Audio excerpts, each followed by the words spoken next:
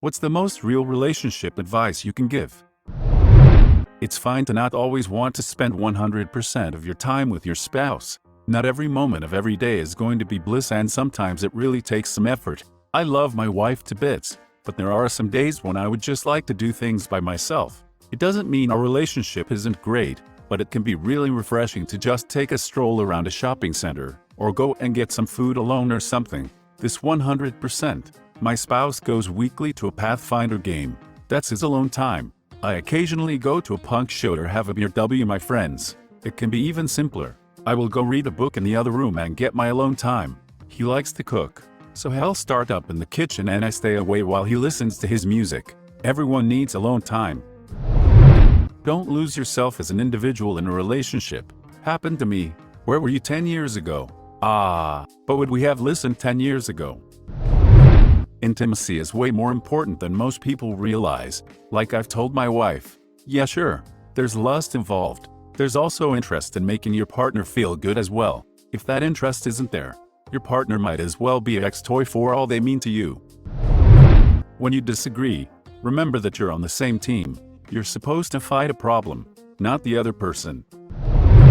Don't expect the other person to be able to read your mind. Be a team, not opponents. Everybody farts at some point. Number 3 has been a hard thing for me during my current relationship. My so has a colostomy bag after battling colon cancer, which has been a huge learning experience in itself. I'm all for being comfortable with the body and all of its weird, icky processes, and am usually quick to make that known, but knowing that he physically can't fart makes me reluctant to do it around him. Like I don't want to be a show-off.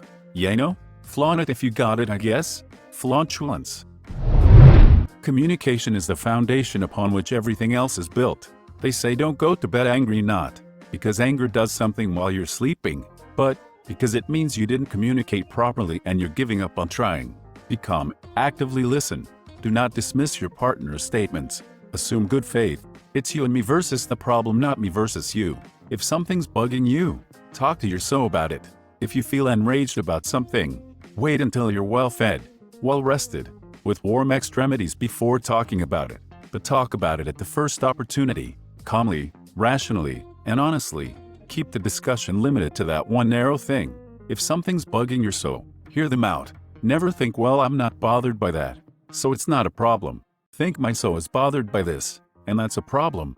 If you think the concern is unreasonable, frame the discussion as solving the problem of your so as being unhappy. The worst fights and arguments happen over trivial things, because it's not the trivial thing that's actually causing the problem. It's probably a series of things, or a general lack of satisfaction, and the toothpaste cap being left off is just the instigator of the fight. If you communicate often and openly, these things will not fester, they won't pile up, and you won't get into such fights. Your spouse isn't going to be perfect. You're not going to be perfect. There will be mistakes and misunderstandings. What really matters in a relationship is not being perfect, but how you handle the imperfections of yourself and your spouse in a respectful, reasonable way. Learning how to be bored together is important.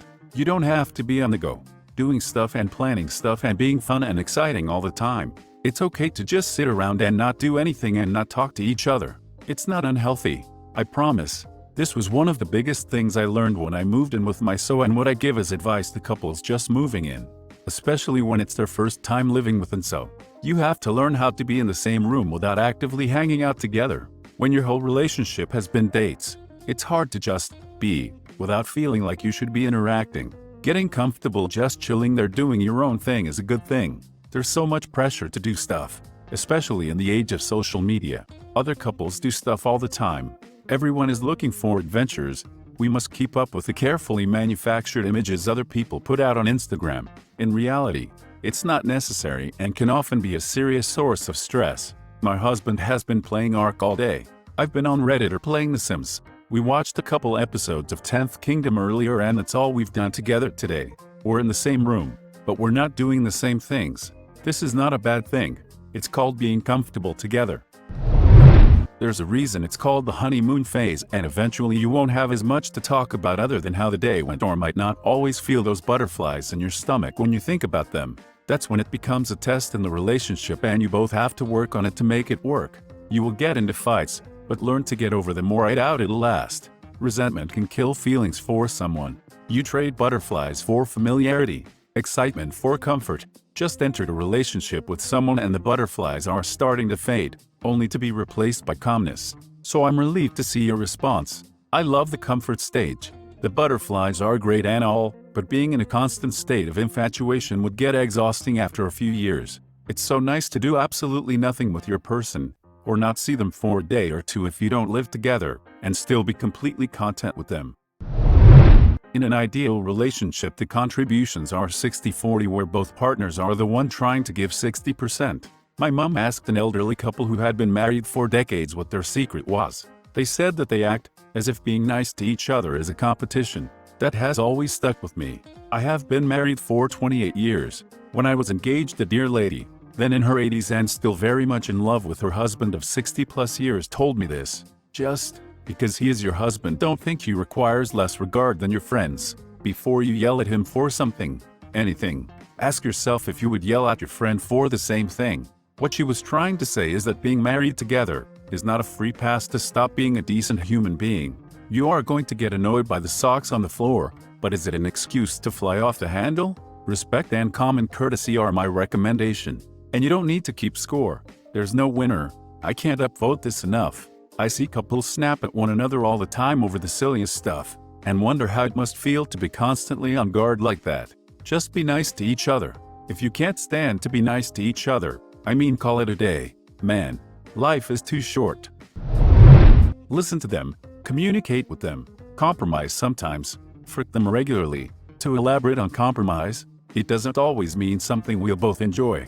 At times it will very likely mean today we do something my partner likes and that I sparingly tolerate, but tomorrow that reverses. My ex refused to see that side of a compromise. I would see horror films with her, because to me spending time with her was more important than avoiding seeing a horror film. But if I wanted to see a film that she wouldn't like, asking her to see it with me was forcing her to do something she didn't want and was therefore unfair. And I can see why she's your ex. Fun drinking game. Every time you're so says, oh my god, that's so unfair, you break up with a man, go out drinking. Sometimes you have to spend years with 80 people to realize what you deserve. It was never a waste. You needed the experience to figure out what works best for you or what to avoid. You'll never forget your exes. They were there for a reason. Conversely, sometimes you need to spend years in bad relationships with good people before you realize after being a 80 person. Sometimes it's hard to see, and harder to admit. Guy here. This probably sounds simple, but here's what I've learned.